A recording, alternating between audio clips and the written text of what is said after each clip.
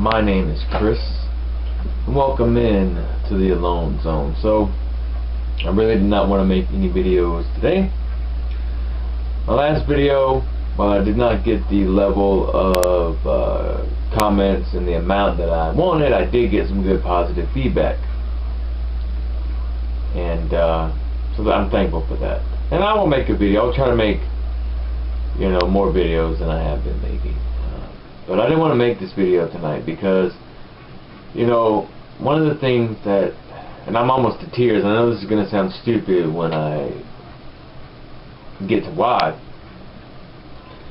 but one of the things that I'm very into is sports, professional wrestling, things like that, they take me away from my problems, and I get to encompass for those few hours and just forget into a different reality. Well, today my favorite basketball team, the Miami Heat, got destroyed by the Toronto Raptors. Congratulations to them. They earned it, and I knew this was going to be a tough series, but I desperately wanted the Miami Heat against the Cleveland Cavaliers, because one thing that is common about both of those teams is LeBron James played for both, and he plays for the Cavaliers now, and I didn't get my wish. And Dwyane Wade is a free agent. He's the heart and soul of the Miami Heat. And if you don't know what I'm talking about, I apologize. But my channel, my video, and this is what I want to speak about. If you do know what I'm talking about and know about sports, awesome. It's great. Dwyane Wade possibly could be his last game in Miami. He's a free agent, and apparently the Miami Heat do not think that he's worth more than $1 million or $2 million a year at his age and his advanced health issues, which to me, this is as healthy as he's been in years this year.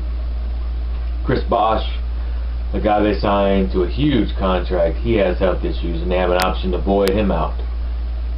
And there are other players on the team that may not be around.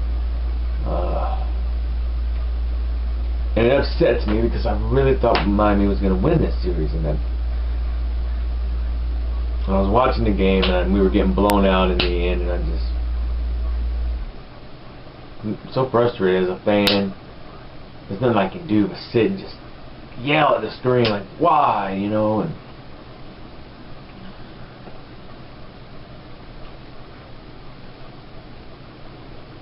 being a sports fan and having my issues with the mental issues. And by the way, this is National Mental Health Month. Check out, I'm trying to think of the website because I saw it earlier and I didn't even know this was Mental Health Month. I didn't know there was a Mental Health Month, and I'm actually ashamed to admit that, because I was gonna in the video was going to talk about why they don't have one. Well, they do, and it's in May. But I think it's the NAMI. So it's the NAMI Association, and it stands for National Association of Mental Illness. I'm not sure what the website is, but I'm sure if you go to Google or your favorite search engine, you can type in NAMI or just type in Mental Health Month.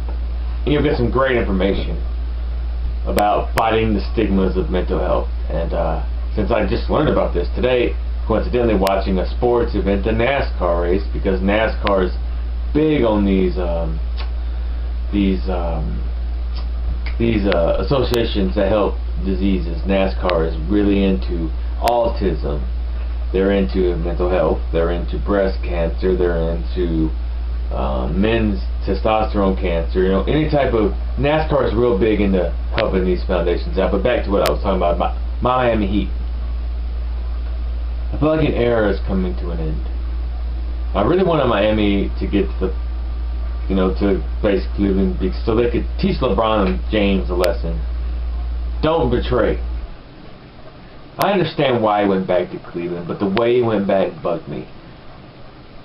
His final year in Miami, the championships against the Spurs, one of my most hated teams. And I felt like he quit on the team, and to a certain extent, it's not just me, experts felt that he quit on the team, that he could have done more. We were battling injuries. Some of the players on the team just weren't living up, but LeBron James is supposed to be the almighty. And instead of uplifting the rest of the team, he just went flat with the rest, and the Spurs beat us. And I felt that he tucked his tail and ran back to his hometown, which is fine, because I always knew that he was going back to Cleveland.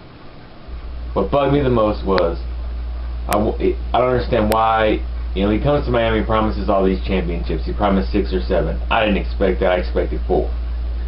We got 2, but I just felt as though he could have signed a 1-year contract to return to Miami, which would have been the 2014-2015 season, and went back, because we would have easily gotten back to the championship, and we probably would have won it, because I don't think he would have quit on the team, and our health issues might not have been as bad. So I feel as though he should have came back to Miami for 1 more year, win another championship, then go home. But he just left after giving up and quitting it. They compare him to Michael Jordan. Well, in the heyday of the Bulls in the 90s, when they were winning 6 NBA championships, there were times and there were games in the playoffs where the rest of the team was sucking. But what did Jordan do? He didn't let it bother him. He uplifted the team and led them to victory. LeBron James did not do that for us against the Spurs in that season. So that really bugged me. But I digress. It would have, as a sports fan, it would have been awesome to see the Heat. Because Dwyane Wade of the Miami Heat, the heart and soul of the Heat, and LeBron James are best of friends. And it would have been great to have the storylines and all that, but that's not going to happen. Now, I'm upset. I don't hate LeBron. I'm upset with LeBron. A little backstory. I was a LeBron James fan when he was in high school. I remember back in the year 2000, ESPN2 had a high school showcase game one Friday evening, and it was LeBron James in St. Mary's, St. Vincent High School in Akron. And I was mesmerized by this guy. I was like, this guy's going to be great. And when he went to Cleveland, I'm a Miami Heat fan, but you know what? I like LeBron. I like what I saw when he was in high school, and he went straight from high school to the NBA, and I enjoyed it. So I rooted for him. And when he came to Miami, it was awesome. But this time I can't root because of the way he left Miami. The first time he left Cleveland was wrong. The decision, the national thing, the way he turned his back on them. But I always knew he would go back, and deep down inside, I understand the initial upset the Cleveland fans for being upset at him for leaving. But deep down inside, they had to know he was going to return. He just needed to branch, and that's what he did. And he got his championship rings. And in my opinion, thanks to the help of Dwyane Wade. And without Dwyane Wade, I don't think LeBron James would have a ring today. Now, Dwyane Wade already had a ring. He won a ring in 2006.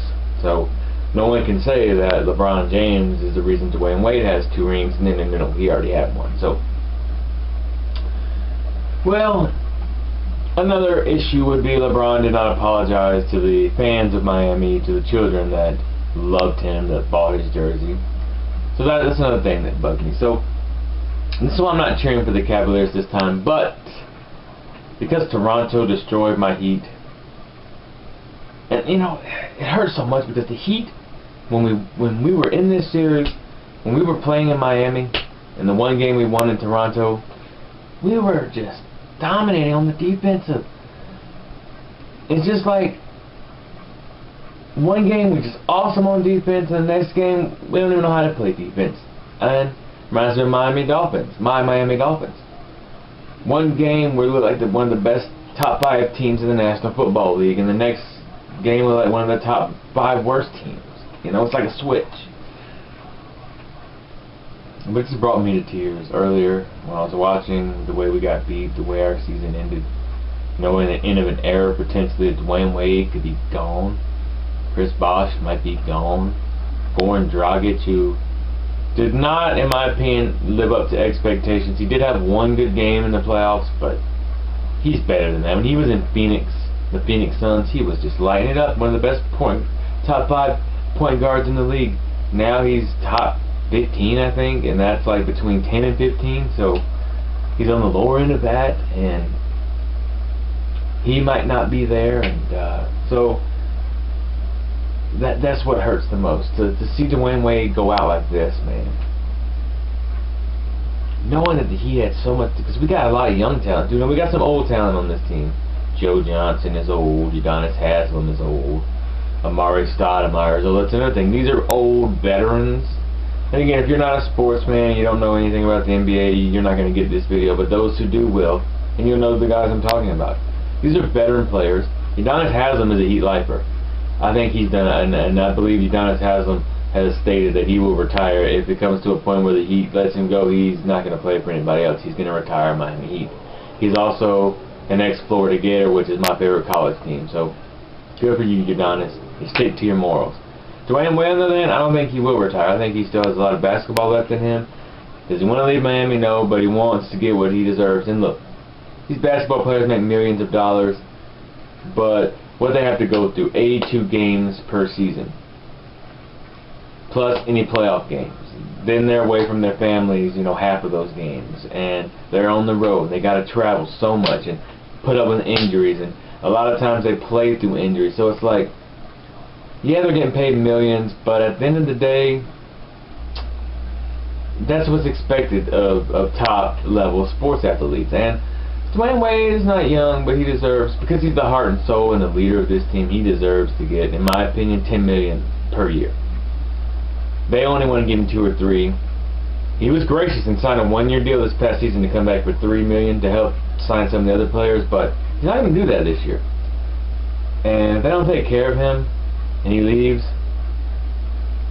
it's going to be a tragedy. I'm really upset at Miami Heat and Pat Riley, the owner, or not the owner, but the GM. Eric Spoelstra, great coach. I don't think he should go. I just don't understand why we were so great defensively one game and sucked so bad the next. That bugs me. But in the back of my mind, I knew we weren't going to win today. I hyped it up. I even posted things on Facebook. Like, my slogan was 3 is the key to 4, meaning Dwyane Wade, who wears number 3, is the key to 4, which would be our 4th NBA championship. So as long as he stays in Miami, that'll be my slogan from every year. If he stays in Miami the next year, the slogan for me for the season would be 3 is the key to 4. It's my slogan, okay? And unfortunately, I don't know how to copyright slogans, because someone is going to, I know, find out that, I know I'm a lowly person, but that slogan will get out. And if I see that slogan used by the Miami Heat next year, if the Miami Heat are good and they make the playoffs and have a chance next year, or if Dwyane comes back, and I see this slogan being used, I'm going to be very upset, because I came up with the slogan. The proof is on my Facebook page, because I've never ever seen this slogan anywhere. You type in that slogan on Google, Bing, Yahoo search, whatever you use, AOL search, if anybody still uses AOL, but if anything pops up, my Facebook post should pop up, but I don't think the Google search engines are that strong to pick a lowly old me out. So you're not going to see that slogan anywhere. You know what I'm saying? So if that slogan pops up, just remember, old Chris here, he came up with that slogan, because that's a good slogan. 3, the heart and soul of the Miami Heat, is the key to 4, which is our 4th championship. It's a great slogan. I'm a little more upbeat than I was at the beginning. In the beginning of the video, I was about to tears, because I really want to make a video today. And I wasn't even going to talk about sports. I was going to continue my mental health thing, but no, I have to. Just have to. I'm brokenhearted over this. I'm going to continue to watch the playoffs. And here's the thing. I'm actually going to do something that I cannot believe I'm going to do. I'm actually going to cheer for the Cleveland Cavaliers for this series against Toronto. Now, if they beat Toronto, which I'm calling for a sweep, I believe Toronto will be swept, and the Cavaliers will easily make the NBA Finals, but they're going to be up against the Warriors in a rematch, in my opinion. I do not believe the Oklahoma City Thunder, as great as they are, and Billy Donovan, former Florida Gators coach, I should be rooting for the Oklahoma City Thunder, but I'm not. I don't have a dog in this fight anymore, but I want to see the supposed King James, LeBron James, against the MVP and the greatest player in basketball today, Steph Curry. I want to see those two go at it. Although LeBron James is a point forward, power forward, whatever you want, or a small forward, a shooting forward, whatever you want to call it. He plays both positions. And Steph Curry is a point guard, pure point guard. And the odds of LeBron covering Steph are minimal. Still, though, if the headline would be LeBron against the king, so to speak, against the heir apparent to the throne of Steph Curry. Man, Steph Curry has the greatest shot I have never. I've been watching basketball since I was a little bitty boy. I've watched Jordan. I've watched Larry Bird, Magic Johnson, Kobe Bryant. John Stockton was one of my favorite players growing up. Played for the Utah Jazz. Glenn Rice, who was a Miami Heat and a Charlotte Hornet. Ray Allen, Clyde the Dream Drexler, and the list goes on of guys I've watched growing up. And I've never in my life seen a man be able to shoot a basketball as pure as Steph Curry. He takes some ugly shots at times, but it's nothing but net. And he can just sit there. He can be guarded, have a man in his face, pressure, and he's able from behind the arc, which is the three-point line, he's able to pull up and just flick the ball off his wrist, and it goes in nothing but net. Never have I ever seen such a sweet stroke. So that's why I want to see the Nets going to provide for some great games. If that series, that's a rematch of last year, where the Warriors won the championship in 6 against the depleted Cavaliers, but this time the Cavaliers are at 100% health. And their new head coach, Tyronn Lue, coincidentally, Tyronn Lue was one of my favorite basketball players. I remember watching him play, and he was a three-point shooter, and I've always been a fan of three-point shooters. So I remember watching him play for the Lakers. He played for the Atlanta Hawks, a couple other teams in there, but coincidentally, Tyronn Lue is the coach of the Cleveland Cavaliers, and that's crazy how little old Tyronn Lue wasn't a superstar, wasn't the most widely known player, but he's got 2 championship rings. Back in the day with the Shaq and Kobe Lakers, he was on those teams, and I absolutely loved Tyronn Lue. Every time a game was on, even after he was done with the Lakers, I remember watching him when he was, like I said, when he was with the Atlanta Hawks, and I remember watching him post up and hit threes, and I was like, yeah, I would cheer for Tyronn Lue. And so, honestly, you know, before LeBron left Miami, after he quit on us that season, I was a LeBron fan, huge LeBron fan. Even more so when it came to Miami. It's just so awkward that now I just can't be a fan because of what happened. But his coach, I love his coach. I don't know. But for this series against Toronto, I will be rooting for the Cavaliers like old times. Another thing that I'm upset with the Cavaliers, longtime Cavalier Anderson Varejao. Now, he's not the greatest player in the game. Matter of fact, he barely ever plays. But he was LeBron James's friend. He came into the league around the same time as LeBron, and he was a Cavalier like LeBron. And they just threw him away like trash this year. And he went to the Portland Trail Blazers, and he bought out his contract, and he went to play for the Golden State Warriors for way less money than he was making. Why? Because he wants to prove a point to the Cavaliers. Hey, you throw me away. LeBron, you're supposed to be my friend. LeBron didn't have Anderson Varejao's back, so now Anderson Varejao plays for the Warriors. And in my opinion, Anderson Varejao will get his ring this year. Well, LeBron James does have 2 rings, but Anderson Varejao will get his ring before the Cleveland Cavaliers do. And that's just, hey, they should never let Anderson go. Like I said, he plays maybe 5 to 10 minutes a game, if that. And he's not the best player.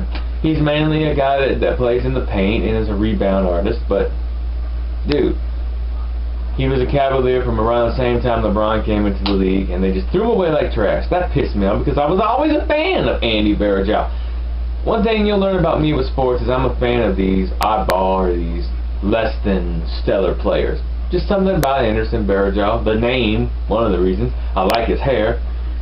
So, yeah, this is a sports video, something different, but hey, I've mentioned from time to time that sports take me away from reality, and it feels good to, even though I'm very upset, I'm heartbroken over the Miami Heat losing, it does feel good to make a different type of video, because honestly, I would love to be able to make sports videos and professional wrestling videos, especially professional wrestling videos, because I've been watching it for 31 years. I know everything there is to know just about.